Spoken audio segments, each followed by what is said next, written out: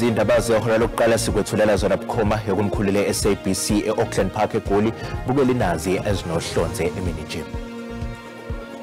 Believe that in some cases or in some areas it will be a robust engagement. There's nothing wrong with that. Ihhovisi likaMengameli wezwe Cyril Ramaphosa lithi linethemba ukuthi uzohamba kahle umhlangano ozobe uphakathi kukaRamaphosa noTrump ngesonto elizayo yize kungenza kube nezihloko abangaboni ngasolinye kuzo. The order of the majority judgment reads as follows. The appeal is dismissed with costs. Inkantolo yokwedlulisa amacala eBloemfontein isichithile isicelo sikaDkt Mlandipho Magudumane nobefuna inqumo ukuthi ukuboshwa kwakhe kwelaseTanzania kwakungekho emthethweni.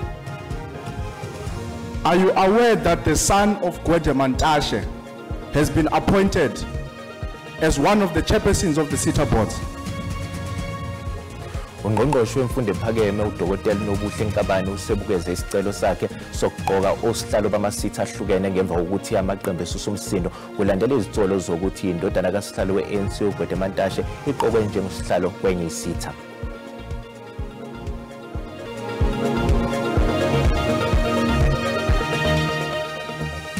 Ukuthola kube kwembukeli ngiyakwamukela ezindabeni ezehora lokuqala ezingunqa phambili kanti futhi ke ezihamba phambili la ku-SABC1 eMzansi for sure kanjalo ke nakwe-SABC Lihaye igama lami nginguDaud Phungula.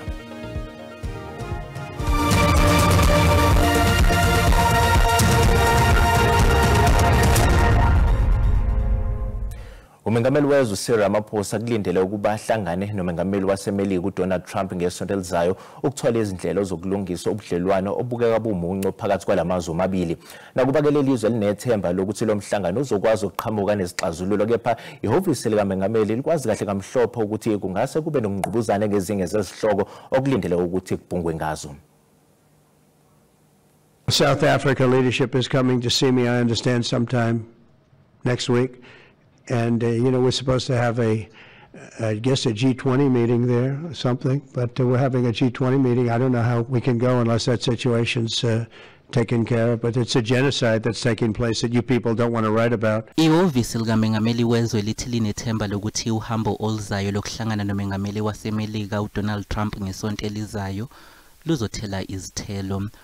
Okhulumela leli hhovisi uVincent Magwenya uthi nokho abakushiyi ngaphandle ukuthi kungase kube nokungqubuzana kulomhlangano. Well, they've spoken on the phone and they will speak in person, so he will have to listen. There will be an honest engagement. We would believe that in some cases or in some areas it will be a robust engagement. There's nothing wrong with that when that engagement is open, and in that case the president is hopeful that something positive will come out of the meeting. Hlangothi SACP engamadlela ndawonye neANC ithi ayilindele lutho oluthini kulomhlangano. Well, we wish him well, but we don't think the American leadership will take into their heart of hearts the issues concerning South Africa. It is clear they've decided to disrupt our democracy.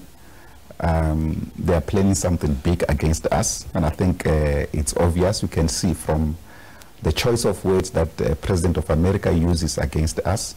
He says there's a genocide taking place in this country against white farmers. I mean, this is big stuff. Kusenjalo umengameli weANC uCyril Ramaphosa uthi udaba lwesabelo mali kanye nokwenyusa kwentela yempahla ethengwayo bele ngaphathwa ngendlela engcono. Usho lokhu njengoba ungqongqoshe wezemali uEnoch Godongwana ezokwethula isabelo mali ihlandla lesithathu ngesonto elizayo. Kanti kube vula umhlangano wezicuke ezintathu kewoqeqesho lwamalungu ekomiti lobuholi besifundazwe oqhubekayo ke eKimberley eNorthern Cape. Our country is seeking to finalize, for instance, a budget. And the saga that we've gone through in trying to finalize a budget has represented what I would call a dark cloud that has descended on our country. But I've often said we need to look below that cloud and see whether there is a silver lining that can help us to handle these matters better forward. And that silver lining is to enable us as leaders, as South Africans as well, to immerse ourselves, to get us to delve into understanding our national budget, to get us into fully understanding our provincial budget, and for those in local government to get us to understand the full mechanics of our local municipality budgets. And that is what I see as a silver lining, that out of this we have learned a lot, and therefore we need to move to the level that Comrade Zamani was talking about, that we should never have lack of knowledge. Inkantolo yokwedlulisa amacala ehleze eBloemfontein sichithe isicelo sikaDokotela uNandipha Magudumane njengoba befuna ukuba lenkantolo inqumo ukuthi kwakungekho emthethweni ukuboshwa kwakhe eTanzania ngo-2023. The order of the majority judgment reads as follows. The appeal is dismissed with costs, including the cost of 2 counsel were so employed. Omelu Magudumane kuleli icala uthi basazocubungula kahle ukuthi kufikwe kanjani kulesi sinqumo bese bebheka ukuthi benze njani emva kwalokho. We still remain resolute. We still have faith in our case that we have a meritorious case. Obviously, we have yet to receive the judgment. We'll have to study the full judgment, get to understand how the court arrived at the conclusion that it did. Okhulumeli NPA advocate Mthunzi Mhaka uthi bayasemukela isinqumo senkantolo njengoba ihambisane nokubonwa yiyo iNPA nokungukuthi akazange aboshwe ngendlela engekho emthethweni uMagudumane eTanzania. It vindicates our long-held view, firmly so, that the deportation of Dr. Magudumane from Tanzania in 2023 was above board. There was no untoward conduct on the part of the team that escorted her. We note the minority judgment, and in the event that they appeal to the Constitutional Court, we will vigorously and meticulously argue for the same application to be dismissed with cost. iNPA ithi isizogxila eqinisekiseni ukuthi ukuqulwa kwecala okuhlelelwe umhlazi ngama-29 ngoNtulikazi akuphazanyiswa yilutho. Inhloko yophiko olushushisa amacala omphakathi uAdvocate Shamila Bhathoka uthi ke yize isinqumo ecaleni lomfundisi uTimothy Mothoso sehlise ukwethenjwa kwalolu phiko emphakathini unxuso ukuthi abantu bangacabanga ukuthi iNPA ayenzi lutho ukweseka izisulu zodlame olweyamene nobulili. This judgment has had a devastating impact on the victims and has dented confidence and in the justice system. Gender-based violence matter. That although this judgment is a serious, it does not detract from the really important and work that the NPA and its partners every day provides to thousands of victims of sexual and gender-based violence, including in the most complex cases. Millions of victims, sadly, potential victims, because this continues. We do not fuel the narrative that nothing is being done to address the scourge for victims because of this case, because it is simply not want to discourage victims from coming forward, seek justice. Ungqongqoshe wemfundo ephakeme uDokotela uNobuhle Nkabane usebukeze isinqumo sakhe sokuqoka osihlalo bamasithi ahlukene ngemva kokuthi amaqembu esusomsindo okulandela izinsolo zokuthi indodana kaSihlalo weANC uGwede Mantashe iqokwe njengosihlalo kwenye isitha. PPS, can you please escort this man out? Kuqubuke umsindo eParliament ngesikhathi kuqhubeka umhlangano wekomiti elibhekele ezemfundo ephakeme. Lokho kuza njengoba ilungu le-EFF eParliament uSihle Lonzi ebefuna impendulo kumqondisi jikelele womnyango wemfundo ephakeme malungana nezinsolo zokuqashwa kwendodana kaGwede Mantashe njengosihlalo omusha webhodi lesitha. Are you aware that the son of Gwede Mantashe has been appointed as one of the chairpersons of the SITA board? Usihlalo wekomiti lemfundo ephakeme uthi usebhalele usomlomo wePhalamende uThokodidiza ngalolu daba. I can confirm today that I've written to the Speaker about the conduct of not only Mr. Lonzi, but also the two members that from the EFF that came with him there in the committee, even were disrupted members when they called them to order. Ngakolunye uhlangothi uLonzi ukholelwa ukuthi lokhu kufana nokuthela amanzi emhlane wedada njengoba ethi awukho umthetho abawuphulile. If there is such a letter, it's completely frivolous, and I don't even want to, focus on it too much. We're going to continue to hold the executive accountable, and we're not going to be silenced by anyone, not the chair of the portfolio committee, not the speaker. Kusenjalo ungqongqoshe wemfundo ephakeme uDokotela Nobuhle Nkabane usekhiphe umyalelo wokuba kuhoxiswe ukuqokwa kwamalungu amasha ebhodi kumasitha ehlukene kanti kulindeleke ukuthi avele phambi kwamalungu ePhalamende ngesonto elizayo ukuzophendula ngalolu daba.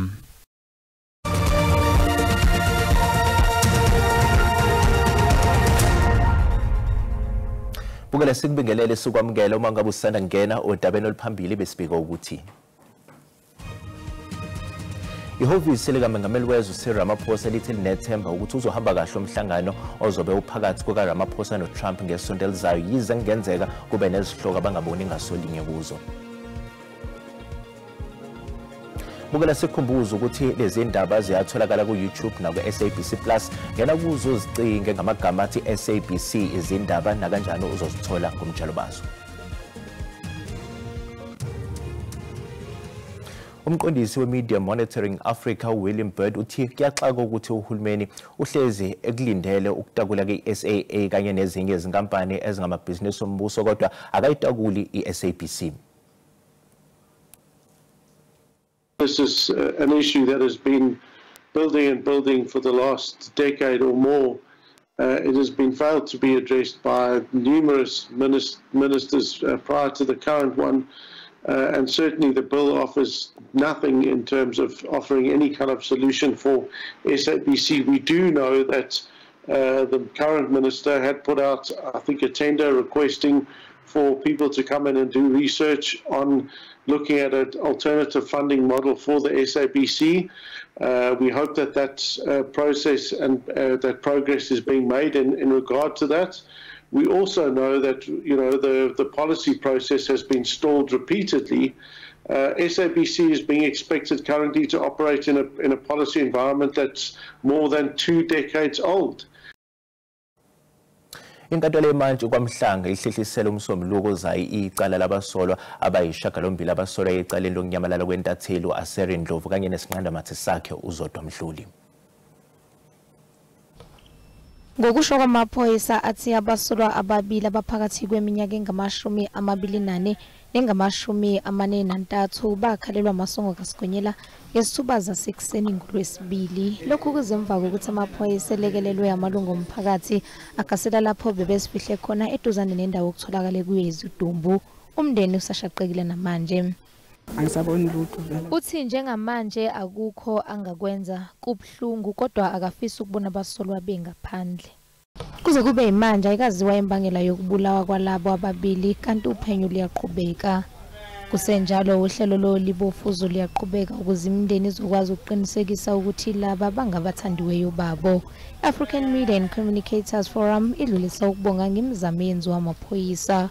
So far so good because people are being arrested and we're seeing the team from SAPS working very hard day and night to track down the suspects. Whoever is outstanding, they are working to make sure that they too are brought to book. And we'll continue to support the families in this regard because they are looking to the police for progress.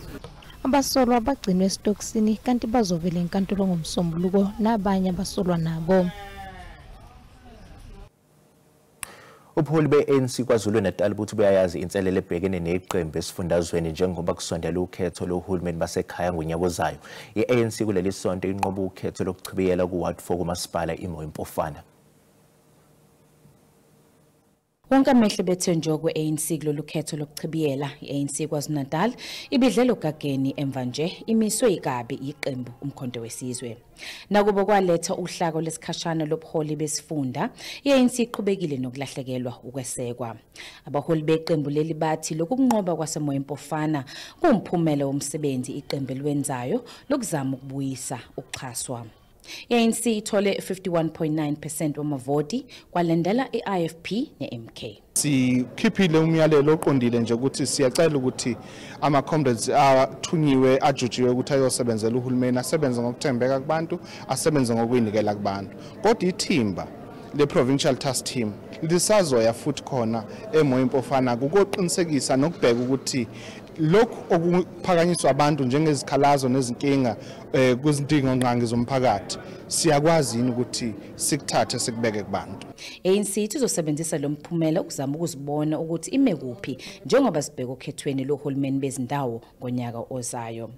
Leli qembu lithi lisemzamweni yokuqeda ukungaphathwa kahle komasipala abangaphansi kwayo. Siyaqinisekisa ukuthi zizoba khona izindlela zokuqinisekisa ukuthi ukusebenza komasipala kwethu i-ANC yaqaphela futhi yakubuka eduzane ukuthi kusetshenzwa kanjani. Kulendeleke ukuthi sethulwe maduze nje isinqumo kulandele uphenyo labaholi be-ANC kumasipala wakwaDukuza. Kwizindaba ze-SABC ngingu-Ayinda Mhlongo eMgongondlovu. Ungqongqoshe wezempilo uDkt Aaron Motsoaledi sekhwele wadilika kwabanye ongoti nabezindaba babike ukuthi uhlelo lokulwa negciwane lesandulela ngculazi nengculazo uqobo kuleli luzobhekana nezinkinga ngemva kokuthi iMelika ihoxisa uxhaso lwemali yohlelo iPEPFAR. Ungqongqoshe wezempilo uthi asikho isidingo sokwethuka mayelana nezinguquko ezizokwenzeka ngemva kokuthi iMelika ihoxise uxhaso lwayo. Ugcizelele ukuthi uhulumeni ukulungele ukuqhubeka nokuqinisa uhlelo lokulwa negciwane lesandulela ngculazi nengculazi uqobo. Uthi nje into okufanele ibeke eqhulwini ukubambisana qha. It is inconceivable that out of 46.8 billion rand spent by the country on HIV/AIDS program, the withdrawal of 7.9 billion by President Trump will immediately lead to a collapse of the entire program. We believe it's inconceivable. Umotsoaledi uthi ukuhoxa koxhaso lweMelika ngeke kukhahlameze labo abathola imishanguzo kuleli. Ladies and gentlemen, we must put it categorically clear that under no circumstances will we allow this massive work performed over a period of more than a decade and a half to collapse and go up in smoke because President Trump has decided to do what he has done. Ngokwe-Stats SA iNingizimu Afrika yona enesibalo esiphezulu sabantu abaphila ne-HIV and AIDS ezwenikazi Afrika njengoba becela ezigidini eziyisishiyagalombili. Undunankulu KwaZulu-Natal uThami Ntuli senxusa uhulumeni wakulesa sifundazwe kanye nomasipala ukuthi beseke ibhange iThala ngokugcina imali kulo uma selinikezwe imvume ephelele yokusebenza njengebhange. Inkantolo ephakeme yaseMgungundlovu yanqoma ukuthi iThala lingaqhubeka ke nokusebenza okwamanje. I'm inviting businesses because when the PA and RA tried to liquidate Ithala, there was resounding support from all the quarters in the province. We talk about business, we talk about organizations, political parties, you talk about government institutions in support of Ithala. Then my call is that we demonstrate that by action, by ensuring that when Ithala is ready to receive their deposits, they should demonstrate by action by banking with Ithala because it's the right thing to do. Bukela umhlahlo wesimo sezulu uyalandela emva kwekhefu.